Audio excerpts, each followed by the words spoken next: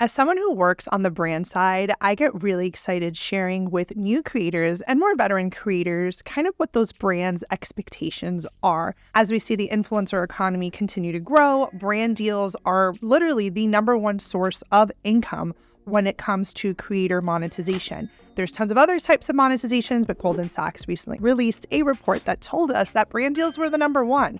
And what I kind of want to share in today's video is for the small creators out there, like, what are those expectations that brands have of you? You see, a lot of you guys may be coming into this just kind of like not understanding, not having that business background per se. You're really creative, you like making content, but you're like, I don't know the business side. And that's why you have me. As someone who's worked on the brand side, I've managed hundreds of thousands of dollars of budget. I've been the one having these conversations with you, working with you on campaigns, negotiating with you on your contracts. So I want to share a little bit about the brand side expectation of what we're looking for when we are working with creators. Now, one thing I do want to mention, if you want me to continue to make brand side style videos where I share the brand's perspective, make sure to go ahead and like this video right now. It tells me that you want to hear more from the brand side. So one of the biggest expectations, I think, when it comes to at least my clients that I work with and the creators that we work with, and really what brings win-win partnerships, is when the creator is truly a professional. Now, professionalism in this space is, I think, a mindset and an attitude. I personally don't want to pay someone $5,000 to do a sponsored post when I feel like this is a hobby for them. Even if it is a hobby for you, the brand doesn't need to know that. So I think the expectation is that your business, their business, and you guys are doing business together. When the creator comes to the table with this professional, attitude, it sets them apart and really makes the brands feel safe paying you, right? It's like arguably you're just like a random creator on the internet asking for $5,000 for a post, and the brand's like, okay, I gotta pay that. So this first and most important expectation is that your business, their business, and this professionalism. With professionalism, obviously comes very clear communication. Guys, be timely in your responses, okay? Don't take days to respond. It is so frustrating for a brand to be in cahoots with a creator and the creator takes forever to get back to them. Now, I've heard from you guys, because I have a creator community, over 150,000 creators I support, who've told me the same things about brands. It's so annoying. They don't get back to me on time. That's their problem. I'm here to help you. I'm here to help you grow and be a better business. Don't worry about them. Focus on you. So that means timely communication, y'all. And again, tying it back to that professionalism is typos, grammatical errors. I can't tell you the amount of times I've gotten a pitch or I've worked with a creator and there's typos in the caption. I'm like, this is a sponsored post. We're literally paying $3,500 for this post. Why is there a typo on the hook? It's these little details that will set you apart. And I think the expectation is if I hire someone, a professional, I want that high level quality of attention to detail as well as content. Now, if you're watching this video and you're like, Nina, this video is great. Love all learning about what happens if I get a brand deal, what my expectations are. But Nina, I haven't gotten a brand deal yet. So that's where I'm going to tell you, well, don't worry about it, because everyone starts out at zero. Everyone starts out not, getting a brand deal, but that's my specialty. That's what I teach. I have thousands of reviews and thousands of students that I have supported in this journey, the pitching journey, the outreach journey, the getting paid journey. I host a free live training. It's our How to Land Paid Brand Deals training. This training, y'all, is interactive. It's live. It's not recorded. It has tons of valuable information. I go through a pitch example. I'm in the chat with y'all. So if that's something that you are interested in, you're really looking to learn how to monetize on the brand deal side, make sure you come to our next free live training where I think I'm going to really support you and help you in your pitching journey. Another expectation I think a lot of us have on the brand side is making sure that the creators are reliable. So what does that mean? It's not only being professional, but it's also meeting deadlines. So if there is a deadline, please meet it. If there are certain things in the brief that were mentioned that you need to shoot, please shoot them, right? It's, again, taking this seriously as a job. It's delivering content that was promised. One of the creators that I love and work with, what she does is she takes a picture of the campaign brief and she has it in her phone. And while she's on set or shooting or wherever she is, she refers to it. She's like, oh, this is what they wanted. Okay, got it.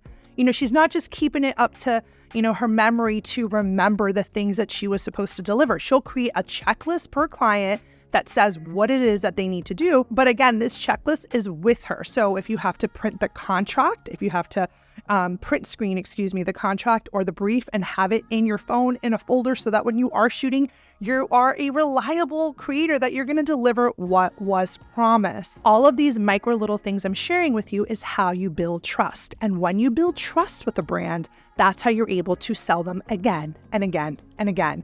Because when you build trust with a client, they want to continue working with you. They feel safe with you. And all of these little things that I've been sharing so far, it all adds up. Now, a huge expectation I personally have when I book a creator, especially if I'm paying them a lot of money, is that the creator researches their client. Like, I don't want to hire a creator who shows up, to the campaign or doesn't know about us. Like, once that contract is signed, your job is to understand the brand, understand the quality. I don't want you to be like, oh, wait, you have that feature. Like, you need to know this product inside and out. That to me is, again, the expectation, especially when we're paying a premium fee for the creator to create XYZ content.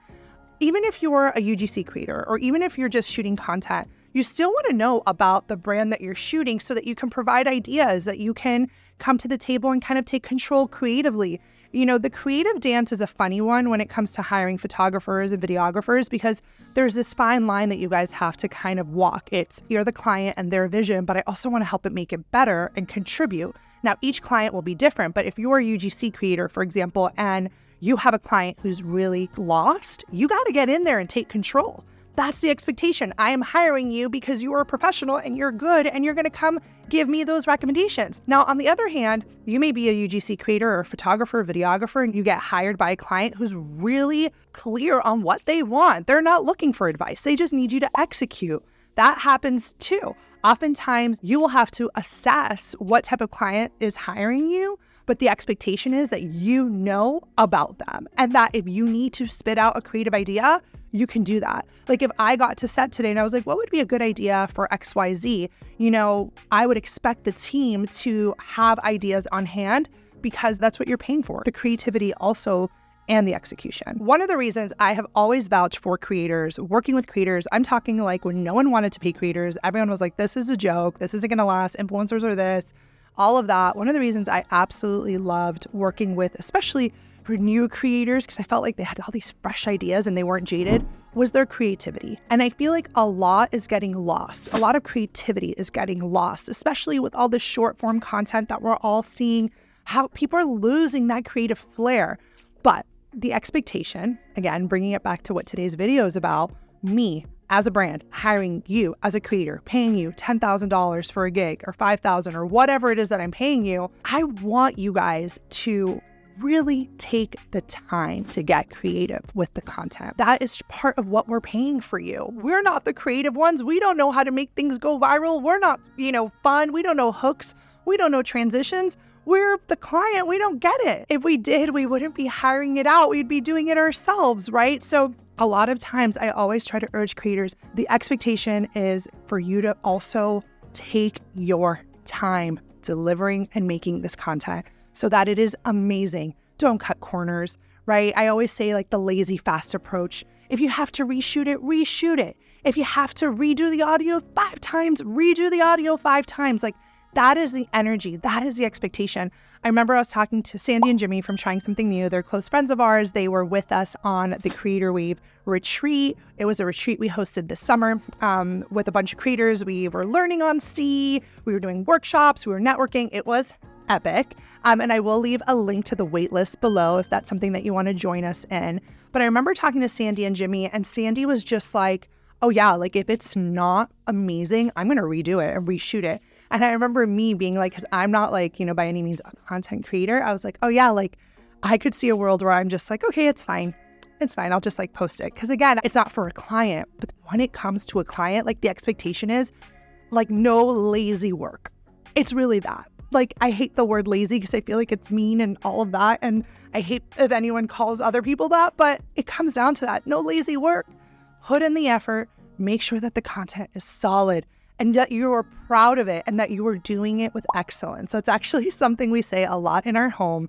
Do things with excellence, no sloppy work or cutting corners. Now, this is a funny one that I'm about to share, but if you're able to master this, especially as you're starting out, it is going to save you so much headaches and drama. And it's really being able to be flexible as well as like taking feedback. So as a brand, okay, let me just tell y'all, I'm hiring a creator. I'm not hiring you because I like you or because we're friends, because I think you're nice. This is a job, this is work, and it's business. And unfortunately, sometimes in business, the client may not love what you did.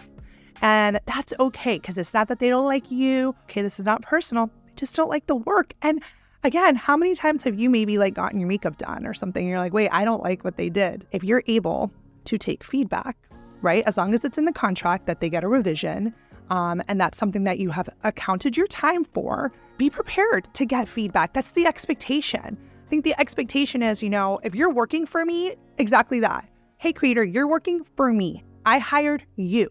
I am the client, right? Customer's always right a little bit. Now, we don't want to extend that and let these brands walk all over us. That's definitely not the vibe here.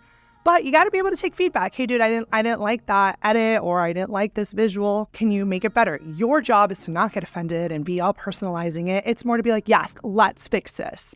You want to make the client happy, especially in times of feedback. If you're able to pivot that conversation and not be a certain way, but actually like, you know what, brand, thank you so much for bringing it to my attention that you didn't like that. I'm so happy you were honest and brought that to me. Yes, let's fix it. Like, I'm happy to like XYZ.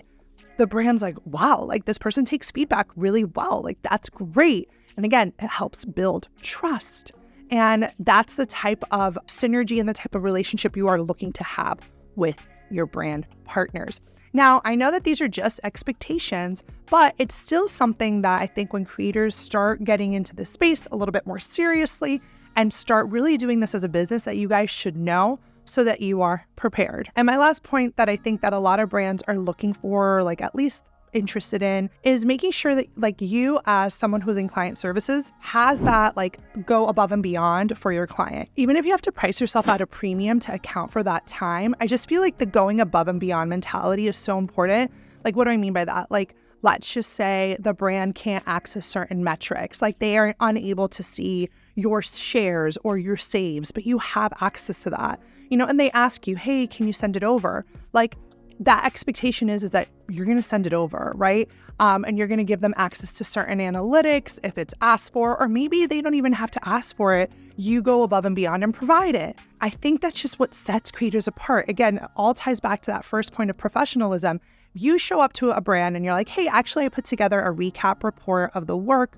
I have access to metrics that you don't. I wanted to share them with you. I'd love to get on a call, walk you through this recap, and also talk about other ways that we can work together.